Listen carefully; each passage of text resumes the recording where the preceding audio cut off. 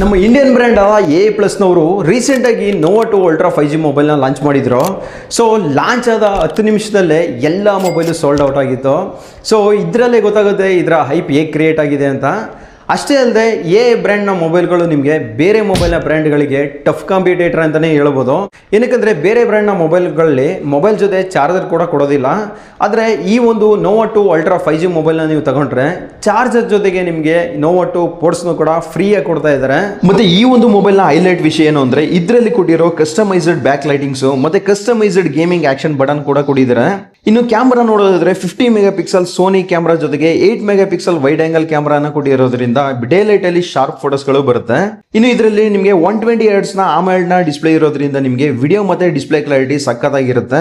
ಇದರಲ್ಲಿ MediaTek Dimensity 7400 chipset ಇರೋದ್ರಿಂದ gaming ಮತ್ತೆ ಸ್ಕ್ರೋಲಿಂಗ್ ಸಖತ್ ಸ್ಮೂತ್ ಆಗಿ ವರ್ಕ್ ಆಗುತ್ತೆ. ಮತ್ತೆ 6000 mAh ನ ಬ್ಯಾಟರಿ ಜೊತೆಗೆ 40 ವ್ಯಾಟ್ ನ ಚಾರ್ಜಿಂಗ್ ಸಪೋರ್ಟಿಂಗ್ ಕೂಡ ಇದೆ. ಮತ್ತೆ ಇದರಲ್ಲಿ Android 16 ಕ್ಲೀನ್ OS ಇರೋದ್ರಿಂದ ಯಾವುದೇ ಅನ್ನೆಸರಿ ಆಪ್ಸ್ ನ ಕಿರಿಕಿರಿ ಇರೋದಿಲ್ಲ. ಮತ್ತೆ IP68 ನ ಡಸ್ಟ್ ಅಂಡ್ ವಾಟರ್ ರೆಸಿಸ್ಟೆನ್ಸ್ ಕೂಡ ಇದರಲ್ಲಿ ಕೊಟ್ಟಿದ್ದಾರೆ. ಈ ಒಂದು 20K ಸೆಗ್ಮೆಂಟ್ ನಲ್ಲಿ ನಿಮಗೆ ಬೇರೆ ಬ್ರ್ಯಾಂಡ್ ನಲ್ಲಿ ನಿಮಗೆ ಬ್ಯಾಟರಿ ಅಥವಾ ಕ್ಯಾಮ್ರಾ ಈ ಡಿಸ್ಪ್ಲೇ ನಲ್ಲಿ ಕಾಂಪ್ರಮೈಸ್ ಆಗಬೇಕಾಗುತ್ತೆ. ಆದ್ರೆ ಈ ಒಂದು ನೋವಾ 2 ಅಲ್ಟ್ರಾದಲ್ಲಿ ನಿಮಗೆ ಯಾವುದೇ ರೀತಿಯ ಕಾಂಪ್ರಮೈಸ್ ಆಗೋ ಅವಶ್ಯಕತೆ ಇಲ್ಲ. ಸೊ ಈ ಒಂದು ಮೊಬೈಲ್ ನಿಮಗೆ 16,999ಕ್ಕೆ ಫ್ಲಿಪ್ಕಾರ್ಟ್ ನಲ್ಲಿ ಇದೇ ಮೇ 1ನೇ ತಾರೀಕು 12 o'clock ಲಾಂಚ್ ಆಗ್ತಾ ಇದೆ.